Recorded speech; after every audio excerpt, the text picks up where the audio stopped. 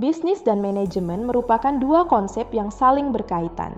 Keduanya memiliki hubungan timbal balik, di mana di dalam bisnis dibutuhkan manajemen untuk menyusun strategi dan mencapai tujuan dari bisnis.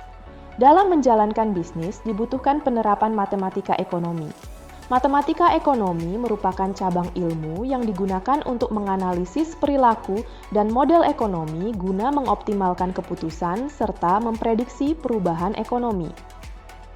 Di dalam dunia bisnis dan manajemen, matematika ekonomi menjadi penting untuk pengembangan strategi dan mitigasi risiko guna mendapatkan keuntungan yang maksimal.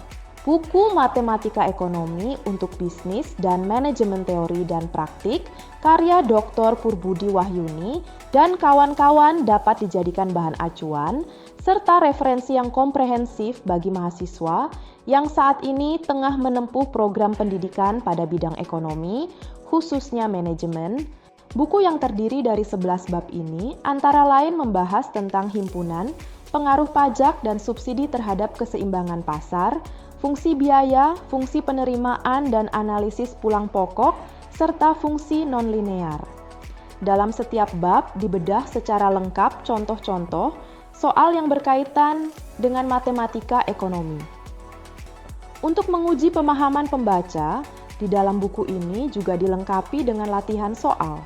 Himpunan merupakan salah satu teori mendasar dalam ilmu matematika. Pada buku ini, materi tentang himpunan disajikan pada bab pertama.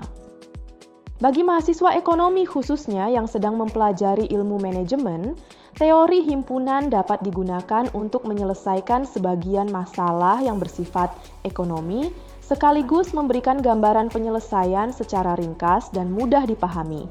Himpunan sendiri memiliki arti kumpulan objek yang memiliki kesamaan sifat tertentu menurut aturan yang dipakai dalam matematika.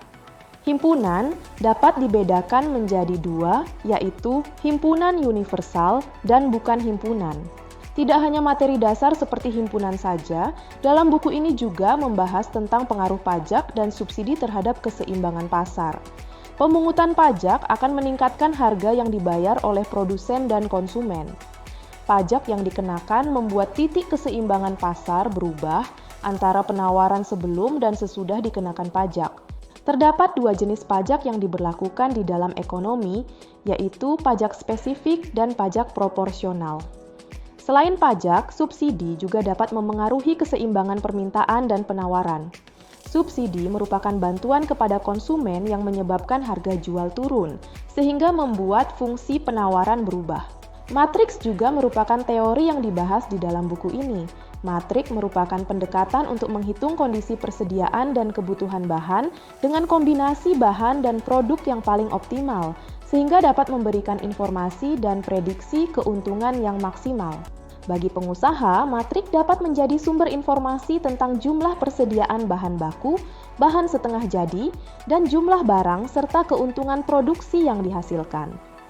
Dalam bab matriks, pembaca juga disuguhkan beberapa contoh kasus yang dilengkapi dengan perhitungannya guna memperdalam pengetahuan tentang teori ini.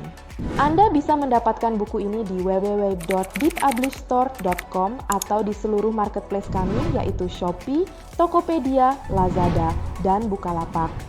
Selalu support channel kami dengan cara like dan subscribe. Jika video ini bermanfaat untuk Anda, jangan lupa share ke orang sekitar Anda.